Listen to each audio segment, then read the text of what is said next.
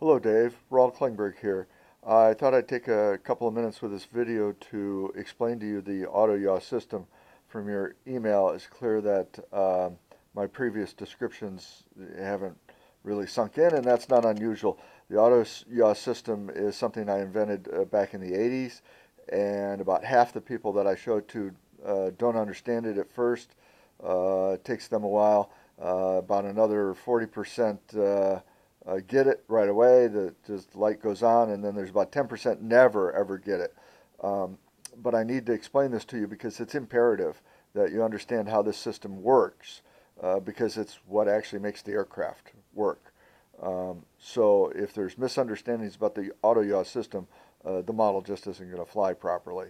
The auto yaw is a winglet system that prevents adverse yaw and controls the flow over the wing such that it prevents spins.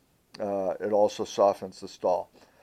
It is set up such that the winglet can pivot outboard only, like this.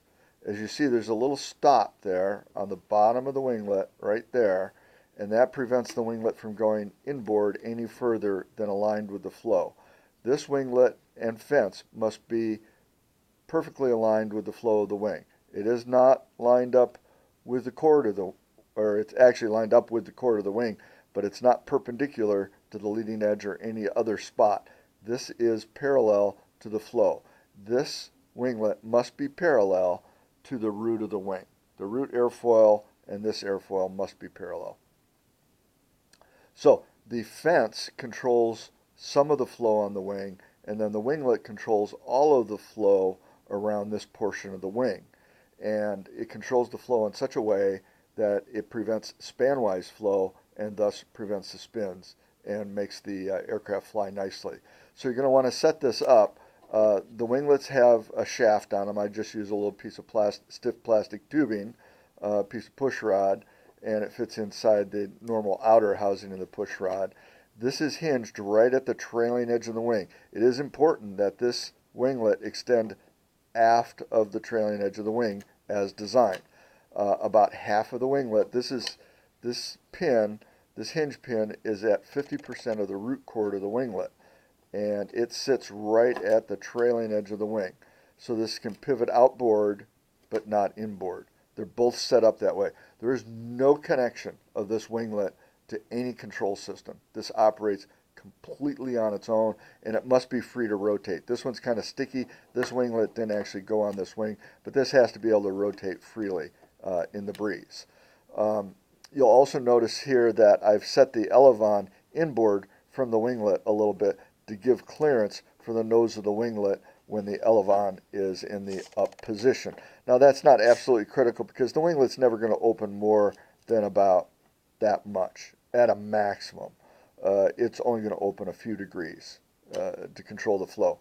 So what happens is this whole system, the whole winglet system here, controls the flow over this portion of the wing and prevents the flow from going spanwise out this way and disrupting the flow over the tip of the wing, thereby keeping the tip of the wing flying at all times. If you get spanwise flow going on the tip, you get premature stall and spin. When elevons are up for slow flight, that actually aggravates the situation. It causes more spanwise flow along the wing. So this whole system, it's not just the fence here, it's the whole winglet. This whole system is controlling the flow from an area that's about 3 times the height of the winglet all the way down to the wing and below the wing and behind the wing and in front of the wing. And it's keeping all of this flow aligned and creates a very large aerodynamic fence that prevents the boundary layer of the wing and the flow that's close to the wing from sliding off the end of the wing. Because these are tapered, swept flying wings, the tendency for the flow to go spanwise is very high.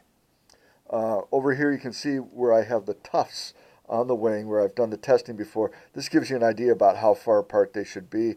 Is that like half a finger width apart? And two or three rows along the wing. I prefer 3. Get them a little closer to the leading edge, like right up here, one about here, and then one back here. Now the other special item that I wanted to show you on the wing is the mount for the cameras. I have a piece of brass tubing here, and there's just a dowel stick, normal dowel stick, and a little platform on top for mounting the cameras. You can mount a camera on the nose here, just looking forward. That would help for angle of attack assessment.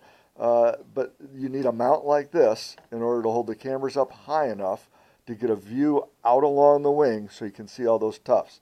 Now I use a dowel stick because on hard landings the dowel stick breaks off instead of breaking the cameras or camera, whatever you have mounted up there.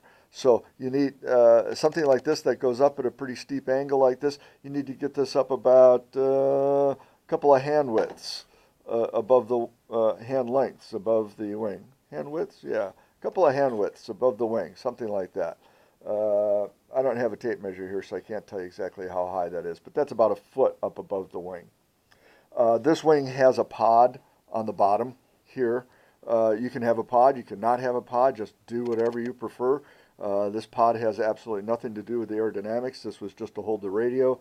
Your wing is so large and going to have so much room in it, you probably just put the radio right inside the wing and provide a hatch. But you will want to put a skid down here to protect the bottom of the wing. And you need something, obviously, to mount this brass tube to. Keep in mind that your wing's going to be fairly tail heavy when it's done because of the sheeting, so you probably have to put some lead weight up in the nose to hit the right CG. If you put a skid on the bottom, well, when you put the skid on the bottom, drill a series of holes in it here through the skid where the CG range is. Drill a hole at the aft CG, drill a hole at the front CG, drill one in the middle. You can run a string through there and hang the whole model upside down and balance it so that the CG is in the right location. So there you go. There's the basics of how I set this up. I hope you understand the auto yaw system. If you don't, please ask because if you get it wrong, it's just not going to fly right. You're just going to have a disaster on your hands. It's really imperative that you understand how that system is set up, how it works. And I know it's difficult for some people because it's unlike anything they've ever seen before, and it requires an adjustment in thinking on how controls work on aircraft. This is strictly an automatic control system driven by aerodynamic forces. Pilot has nothing to do with it. I know that disturbs a lot of people, but they just have to adjust their thinking. And it solves a lot of the problems of flying wings and spanwise flow and premature stall and spinning. So I hope this helps.